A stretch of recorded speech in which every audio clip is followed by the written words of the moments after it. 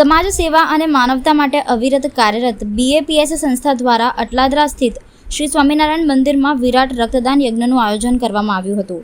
BAPS અને સમાજ સેવા એકબીજાના પર્યાય બની ગયા છે તેવા સમયમાં આ યજ્ઞને ભક્તોએ અદ્ભુત પ્રતિસાદ આપ્યો હતો। આ રક્તદાન યજ્ઞ ભગવાન સ્વામિનારાયણના છઠ્ઠા આધ્યાત્મિક અનુગામી અને BAPS સંસ્થાના વડા પરમ પૂજ્ય મહંત સ્વામી મહારાજની 92મી જન્મ જયંતિની પૂર્વ તૈયારીના રૂપે આયોજિત કરવામાં આવ્યો હતો। આગામી ફેબ્રુઆરીમાં ઉજવાતી આ ભવ્ય જન્મ જયંતિ નિમિત્તે ભક્તોએ રક્તદાન દ્વારા માનવતાની સેવા કરવાનો શ્રેષ્ઠ સંકલ્પ વ્યક્ત કર્યો। શિબિરનો પ્રારંભ સંસ્થાના વરિષ્ઠ સંત પૂજ્ય નારાયણ મુનિ સ્વામીના પાવન હસ્તે થયો હતો। ત્યારબાદ સંસ્થાના અન્ય પૂજ્ય સંતોએ પણ રક્તદાન કરીને સર્વજને પ્રેરણાદાયી ઉદાહરણ પૂરું પાડ્યું। વિશેષ રણનીતિ રૂપે શહેરના જુદા જુદા વિસ્તારો અનુસાર ભક્તોને અલગ અલગ સમય ફાળવવામાં આવ્યા હતા, જેથી રક્તદાન કેન્દ્ર પર અનાવશ્યક ભીડ ન થાય। આ સુવ્યવસ્થિત આયોજનના કારણે સવારે 9 વાગ્યાથી લઈને બપોરે 3 વાગ્યા સુધી સતત સેવા પ્રવાહ ચાલુ રહ્યો। આ 7 કલાક દરમિયાન કુલ 992 ભાવિકોએ રક્તદાન કરીને સમાજ પ્રત્યેની પોતાની જવાબદારી નિભાવી હતી।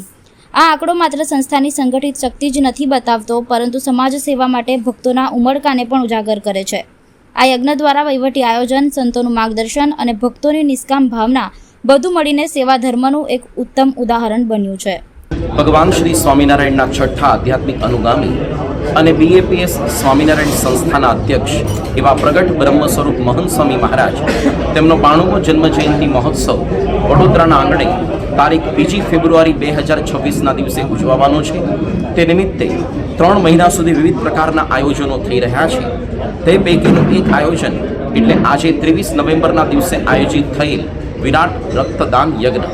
આજે સવારે જ સંસ્થાના વરિષ્ઠ સંત પૂજ્ય નારાયણ મુનિ સ્વામીજીએ આ રક્તદાન યજ્ઞનો પ્રારંભ કર્યો છે। અત્યારે આપણે સૌ જોઈ રહ્યા છીએ કે અહીંયા સંતો પોતે રક્તદાન કરી રહ્યા છે।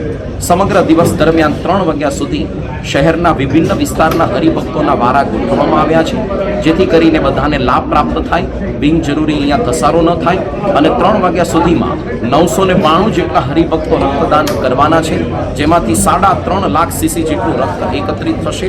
હંમેશા સંતોનું કાર્ય છે પરોપકાર કરવાનું। પરોપકારાય સતામ વિભૂતય એ આપણને અહીંયા મૂર્તિમાન દેખાય છે।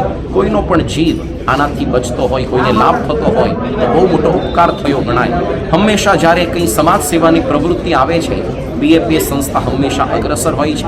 હમણાં થોડાક દિવસો પૂર્વે જ ગ્રામ્ય વિસ્તારની અંદર વૃક્ષારોપણ અભિયાનનો પણ પ્રારંભ થયો હતો। આવા ઘણા બધા આયોજનો મહંત સાંઈ મહારાજની જન્મ જયંતિ સુધી થવાના છે। આપણે પણ ખાસ મહંત સાંઈ મહારાજનો વિશેષ મહિમા આપણે સમજીએ, એમના જન્મ જયંતિ નિમિત્તે લાભ પ્રાપ્ત કરવા માટે અવશ્ય પધારીએ તેવી આપ સૌને વિનંતી છે।